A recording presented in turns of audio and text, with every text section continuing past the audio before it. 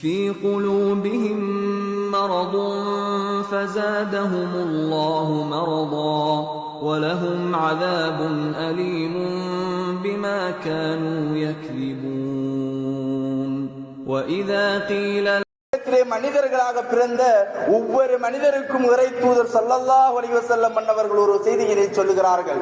இமாம் புகாரி அவர்கள் தன்னுடைய கிரந்தத்தின் 2409வது செய்தியாக பதிவு செய்கிறார்கள்.